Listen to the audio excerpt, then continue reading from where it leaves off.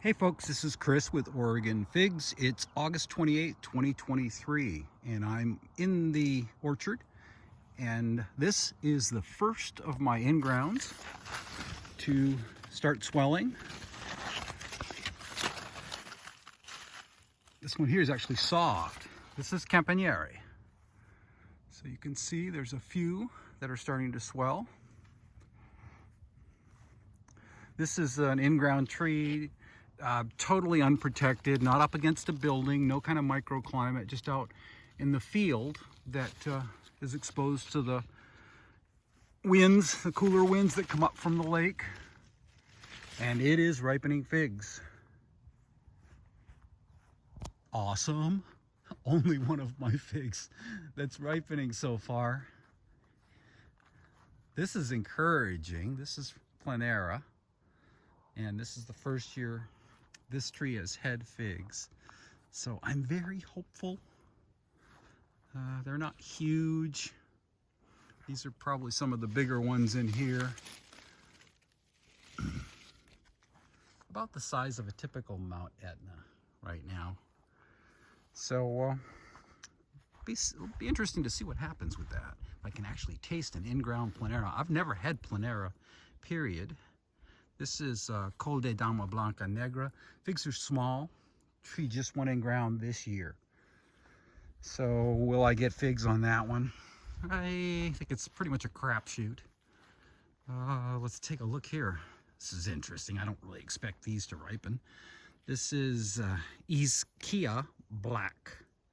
Have that pretty little red dot at the ostiole. This one just went in ground as well. I think I might get some figs off my LSU Tiger this year.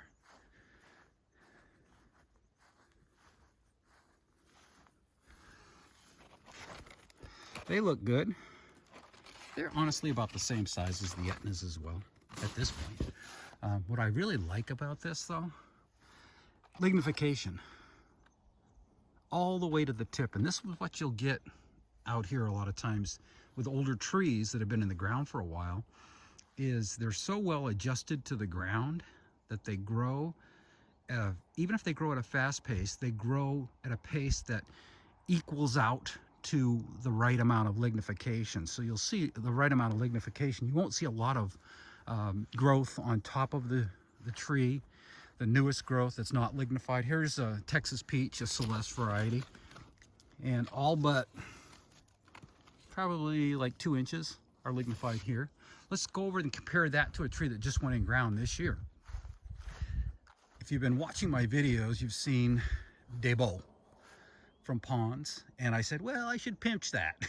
It's probably, and I pinched it. So I pinched it, and unfortunately, look at all the growth, not lignified at all. So this is a little bit scary, actually.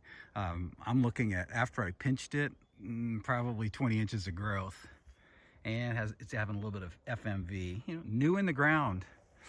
A lot of times you'll see FMV when they're just new in the ground here, because they're forced into trying to figure out the soil.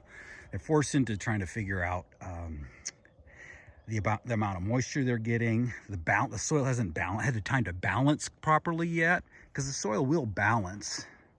Oh, look at that. A little mini Vertolino.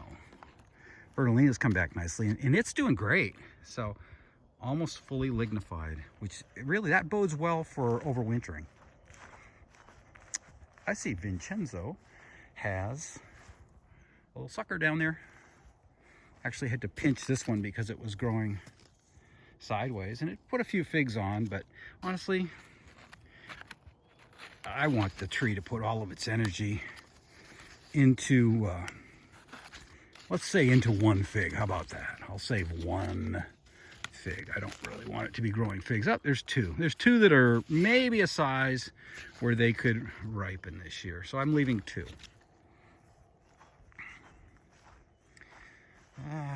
Let's see. I think I'm going to show you one more tree, and we're going to call it good. Maybe two. So this is San Biagio. You remember this was not growing. Lots of FMV, a tree that's still trying to figure out how it's going to survive in ground. I've begun the process of pulling it and straightening it up. I need to get back out here and straighten some more. So that one I'm very happy with. Pardon me while I pick up an earplug. Don't know what that's doing on the ground. Okay, so this is bell coal that I did the rejuvenation pruning video on. A little bit scary. Only lignified at the base and probably 10 inches. So as I've said before, I'll probably take some straw and I'll cover this with straw. Why is this turning into a video of my orchard? I didn't plan on this. I was just going to show you a couple things, but it's hard not to walk around and show the progress on young trees because it is very interesting. Let's see, what do we got here? More FMV. I'm seeing a lot of FMV on top of my trees right now, and that's just because this bone dry summer and really hot, and you know, these guys are struggling. They're really struggling. But the most important thing you're looking for right now, not figs, you're looking for lignification. So that's fairly well lignified. So even if the tree is struggling right now, it isn't an issue.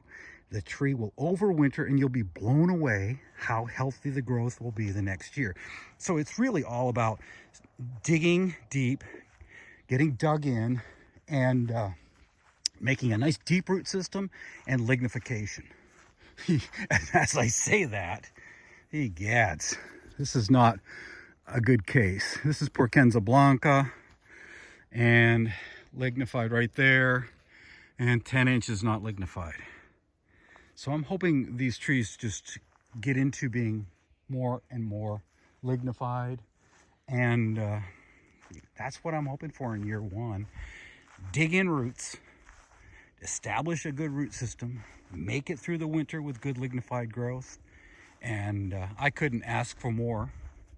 But right now I could ask for one other thing.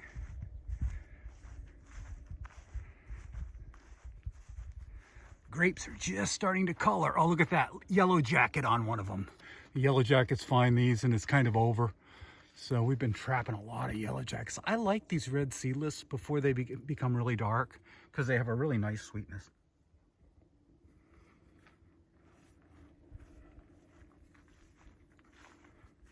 Very nice. This is what it looks like going into our garden. It's kind of cool.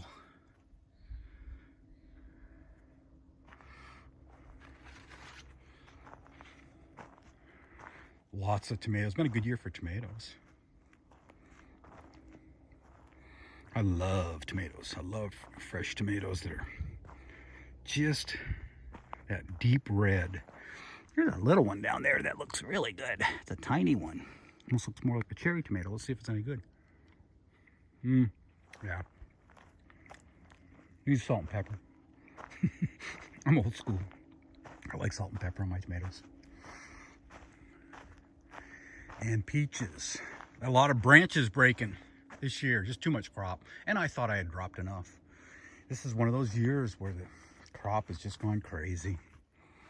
I thought I'd dropped enough, but clearly I didn't. That's all. Not ready. Not ready.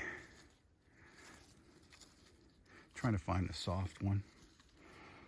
There's peaches all over the place. This branch got so heavy it just kind of like fell down on this table. And we've used the table to help it not crack. Even then they're cracking. So next year I'm going to have to either drop more or figure out another plan. These are frost peaches. Very good. When they're perfectly ripe, they just explode in your mouth. And tomatillos. This has been a great year for tomatillos here. It's been so hot and dry. The tomatillos are bigger, than they are normally. So this is what they look like.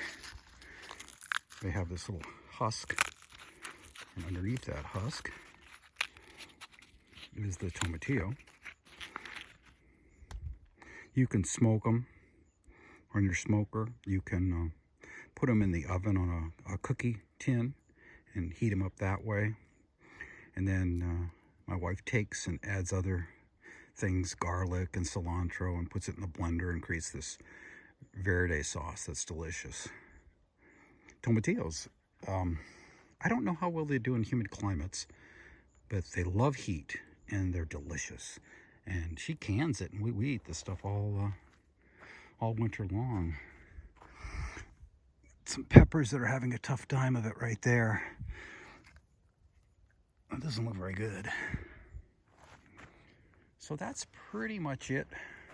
Kind of an impromptu garden / orchard tour. Just kind of let you know what's happening. The number one thing is I wanted you to see Campaniere, and this is why this is a great variety for potted culture or for in-ground. I mean, in the right places. I find that the figs on the in-ground trees taste better than the potted ones, but that's not to say you can't get great ones out of the pot. I'm sure you can. Smaller fig, but these are delicious. I think this is going to be a rough year for figs for us, because last year what happened is we had so many warm, dry days in October. Normally, I always say October figs suck, because once you get past about the 5th of October, they're terrible. They look really nice, they're really photogenic, but they lack the sweetness, right? And I'm a sweet fig guy. I like my figs to be sweet. But last year we went all the way to almost the end of October. It was phenomenal. Everything ripened. And I think what happened is a lot of newer growers saw that and thought, oh, this is what happens every year. And no, that is not what happens every year. We were slower last year in the beginning. We didn't get ripe Mount Etnas till mid-September. Those when we were getting our first Etnas. This year, we're going to be getting them the beginning of September, which is a lot like 2021. The difference is we're getting them 2 weeks earlier, but we're not getting that long October. So you're going to see things different this year. You're not going to see as many trees ripen their full crop. Hopefully, if you've got a tree that's in ground, you're utilizing some kind of a microclimate up against a house or up against a brick wall. And that is a huge advantage compared to just out in the field like this. We'll say goodbye with Planera. Hey, thanks for walking around. I think my mouth runneth over a little bit today. I apologize for that. Sometimes I get in the chatty kind of mood, and today I'm in one of those chatty moods. Hey, I appreciate you coming along, and keep reporting the facts out there, YouTubers. You're all doing a really great job. And remember, one of the most important things of all, stay humble. I try my best to be humble.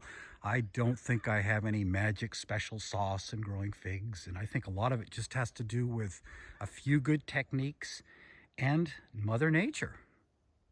Okay, take care, everybody.